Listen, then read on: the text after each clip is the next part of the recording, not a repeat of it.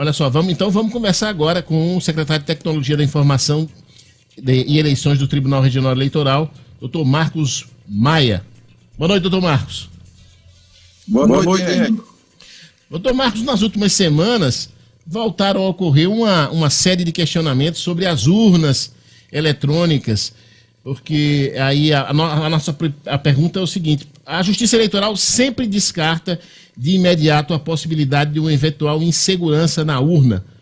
O senhor defende também isso, obviamente? Defendo sim. Nós temos 25 anos já que usamos esse sistema e não tem uma fraude comprovada, né? Inclusive, em 2014, após a eleição que o PSDB, Aécio Neves, entrou com auditoria em todo o Brasil, foi mostrado toda a documentação e não foi encontrado nada que ficasse comprovado que houve fraude, tanto naquela eleição, no caso da eleição presidencial de 2014. Então a gente fica bastante tranquilo, mas a minha posição é que a gente está à disposição do Congresso. Se o Congresso aprovar a emenda constitucional, com certeza a Justiça Eleitoral vai ter que implantar o voto impresso nas próximas eleições de 2022. Doutor, o senhor pessoalmente é contra essa possibilidade de auditar a votação? O senhor tem alguma restrição? A restrição é porque vai voltar ao tempo antigo, certo? Então, nós vamos votar eletronicamente no sistema, que vai ser impresso um documento, né, uma cédula. Lógico que o eleitor não vai pegar, mas vai ver, vai confirmar. Aquele documento vai ficar dentro de uma urna. Então, você imagine a confusão que vai dar com os candidatos que perderam a eleição, vai querer dizer que não bate a urna eletrônica e vai judicializar para que haja uma contagem em todas as urnas do Brasil, ou de um certo município, ou de um certo estado, onde vai ter que voltar aquele tempo antigo de contagem de papel. Só basta uma cédula dessa, no momento de uma apuração, sumir, que o resultado já não vai bater. E aí vai colocar todo em xeque. E aí, qual é o sistema que está certo? É a urna eletrônica ou é o papelzinho ali que saiu e está faltando um voto ou apareceu um voto a mais? Como todos os que participaram de eleições passadas, quem for ter uma idade mais avançada, lembra da época das brejeiras, que colocavam votos dentro da urna convencional, né, a urna de lona. Então, assim, eu acho que é um retrocesso. O Brasil é um dos poucos países que usa ainda a urna de primeira geração. Acho que Bangladesh e Butão são outros países. Ao redor do mundo, a gente vê que até nações mais desenvolvidas, elas fazem um combinado, né? Urna totalmente eletrônica, mas combinado processo de votação com cédulas, urna com voto impresso. O senhor não acha que, até pela dinâmica da geopolítica mundial, de ir para essa tendência de urna de segunda geração, o Brasil também não deveria ir nesse sentido?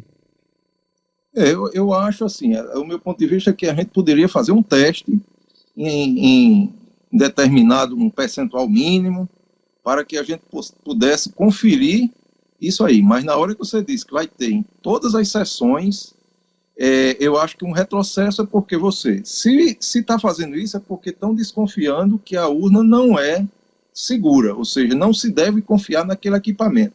E é esse equipamento que vai gerar o papelzinho. Então, quem garante que a urna também, na hora de gerar aquele papelzinho, na hora que o eleitor não vai estar lá na frente, ele vai imprimir um outro voto a mais, ou vai mudar. Então, assim, fica muito estranho essa forma. Eu não estou dizendo que tenha que haver uma evolução no sistema. Eu acho que a gente está preparado para evoluir. É isso que acontece a cada eleição.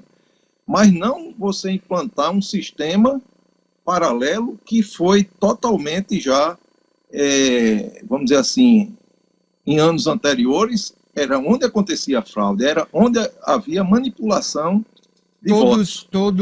Todas as formas de auditar o voto hoje, elas são digitais, né?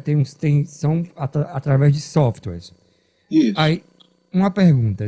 Acho que se chama RDV, né? Se o software do RDV for adulterado, não compromete o resultado final da eleição? Compromete, mas é isso que eu estou dizendo. Os sistemas são abertos, tem fiscalização diversas em várias fases. Nós temos o teste público de segurança. Os sistemas são lacrados, são disponíveis para os partidos políticos verificarem, são devidamente assinados digitalmente, que em qualquer momento você pode verificar se aquele software que está ali naquela urna é aquele mesmo que foi lacrado lá no TSE. Então, assim, tem mecanismos de segurança. Na hora que alguém fala que o sistema não é auditável, que o sistema não tem segurança, eu não admito isso por causa dessa forma que diz. O sistema é auditável. Agora, você disser assim, o sistema não emite um voto impresso, aí ele não emite. Mas dizer que o sistema não tem forma de se auditar, de se verificar, se quando a programação lá, está lá escrita que quando vota no candidato X e aquele vota no candidato X, isso está tudo registrado nos sistemas. Qualquer partido político tem diversas etapas que podem verificar isso. Então, dizer que o sistema não pode ser fraudado sim, mas tem várias formas de acompanhamento e de auditoria, tanto antes da eleição como após a eleição.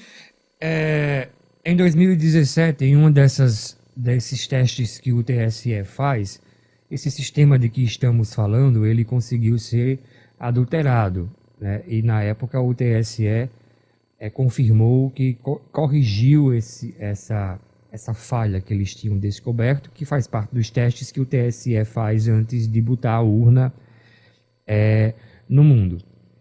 Isso, em certa medida, não reforça a necessidade de haver, além dos mecanismos de fazer auditoria por meio digital, ter um outro meio de fazer auditoria? O senhor concordaria que um modelo híbrido, por exemplo, de ter algumas seções do país com a urna e voto impresso, geraria mais segurança? Concordo. É isso que eu digo. A minha ideia é que houvesse um percentual mínimo, não sei ainda como seria, sorteado só na hora, ou seja, podia ter voto impresso em todo o Brasil, mas assim, só iria ser, vamos dizer assim, acionado esse mecanismo em algumas sessões, para que não gere uma judicialização, senão quando terminasse a eleição ia passar um mês judicializado sem saber quem ganhou a eleição, porque a urna deu um resultado, mas estava sendo questionado. Agora, com relação ao teste público de segurança, realmente o objetivo maior é descobrir alguma falha na segurança que a gente possa corrigir. Quando você diz que houve uma descoberta, mas é uma fragilidade mínima que foi descoberta, e mesmo assim, você tem que entender que lá ele tem toda uma condição de descobrir isso, porque ele está com a urna, ele tem uma semana lá, 8 horas por dia, 40 horas para testar. E na prática ele não vai ter essa condição. A urna chega ali na sessão no domingo, como é que ele vai ter acesso à urna para tentar fraudar? Ali é um laboratório onde tem hackers do bem, né, vamos dizer assim, de universidades, estudiosos, estudantes, estão ali 40 horas com todo o equipamento, com todo o código-fonte para poder mexer. É diferente de um hacker do mal, vamos dizer assim, no domingo, ele não vai ter condições de fazer a mesma coisa. E mesmo assim, as fragilidades que são pegas nesses testes públicos de segurança são mínimas, as fragilidades. E são corrigidas e depois eles são chamados de volta para ver se aquilo que ele descobriu foi totalmente sanado pelo TSE.